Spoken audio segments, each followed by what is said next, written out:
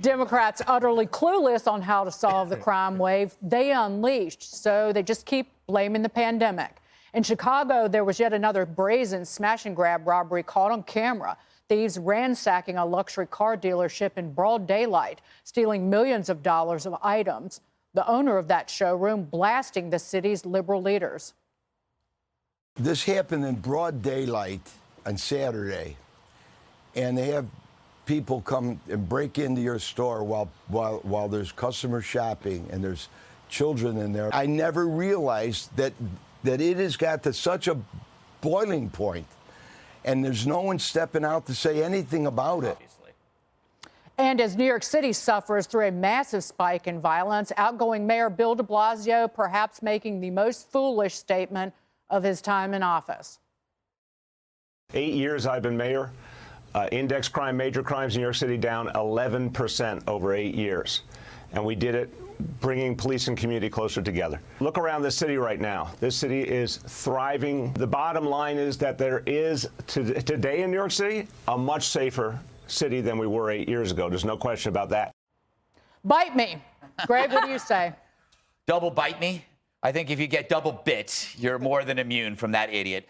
I don't know where obviously he's stoned 90% of the time, or because everybody here knows intimately somebody who's been a victim of a crime or has been a victim of a crime. It's nothing like this. He's talking about index crime, meaning that he lumps them all together so he lowers the average while murder skyrockets. So think about this. He can say muggings are down because the mugger killed the victim, right? That's exactly what he's saying. Personally, I would like more muggings with less murder, right? Do you see that? Do you see the logic here? Yeah. That the only reason why muggings are down is because they killed the person. You know what the worst part about this is? How do you fight crimes when the political leaders in the media who coddle the criminals and deny that crime exists? I'm worried at this point that there's a sense of hopelessness and acceptance that has set in when you're doing this kind of like mumbo jumbo. When you hear about another shopkeeper who was uptown getting stabbed because a guy wanted a free cigarette or something, he was stabbed to death last night. Then you have an elderly Asian that was shot dead in Chicago on the streets.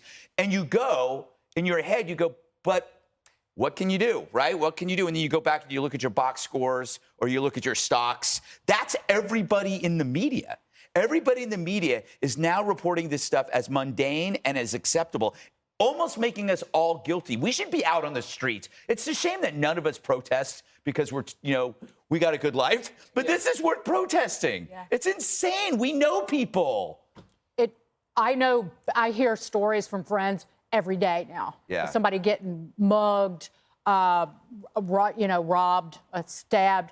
Dana, but at least the new mayor here in New York City is speaking out against the bail reform, says it's it's not his words, but it's crazy that people are just, commit a crime and right back out on the street. Could he individually change it, turn it around? Because people are angry enough about it. Well, and there's a huge amount of hope in Eric Adams. And so the mayor comes with everybody pulling for him, but really hoping to see something pretty quickly. I recently was told of a event that he went to, or a lunch, where they said he said he wanted feedback. What could be done in the city to make reinvestment a thing? Make sure that all of these empty storefronts get filled again.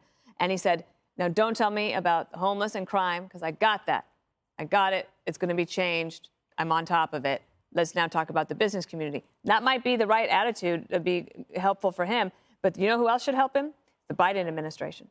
They have an opportunity to try to back a new Democratic black mayor in a city that is super important, not only to our nation's economy, but to the world's economy. And this is a wonderful state with some really good people. They should come in and figure out a way to help him and maybe help themselves in the process, because the White House has continued to point to COVID as the reason crime is up, when you see Eugene Robinson writing today, and I believe Clarence Page also wrote today that soft on crime prosecutors are a problem. Right, in the city councils and the governors in these states and the legislatures. But here's what Jen Psaki had to say when she was asked about crime. Here, I'll get your response. Listen to this. What I will tell you is we have seen an increase in crime over the course of the pandemic. There are a range of reasons for that. And what our focus is on is what we can do to address it. The president has proposed additional funding in the budget to make sure local police departments and cops have the funding they need.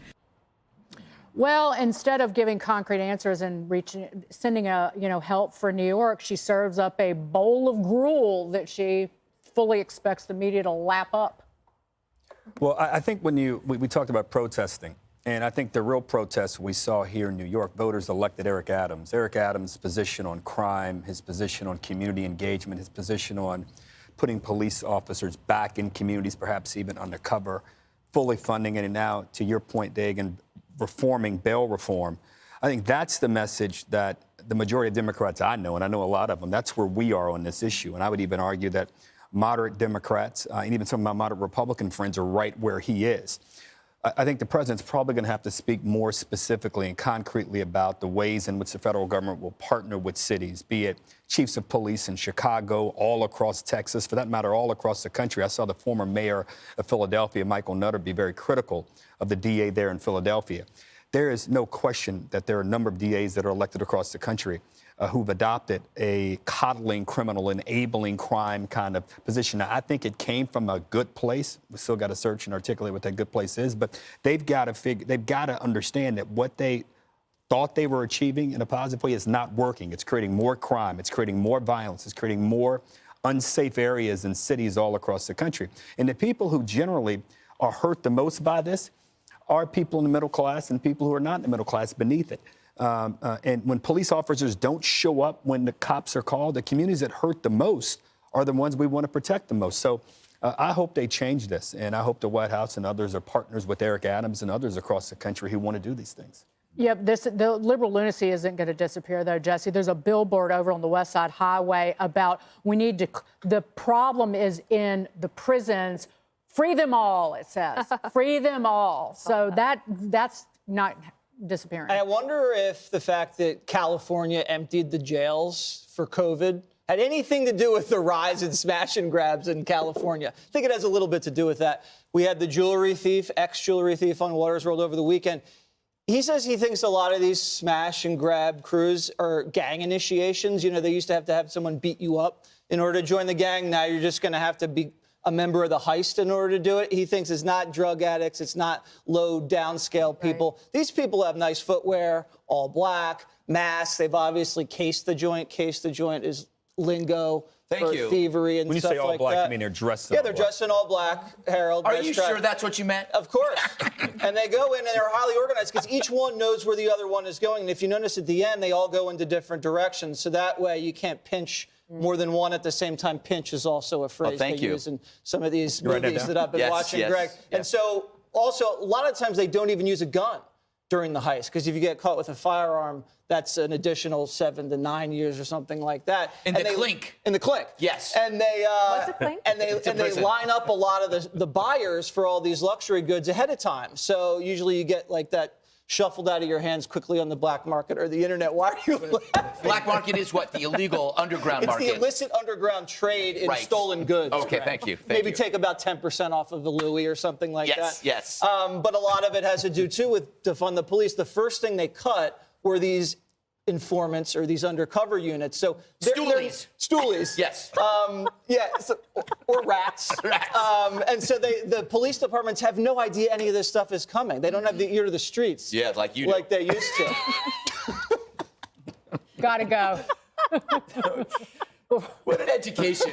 You need to do a crime show on Fox Nation. Oh, how do you know? I already have one lined up, Greg. Thank you.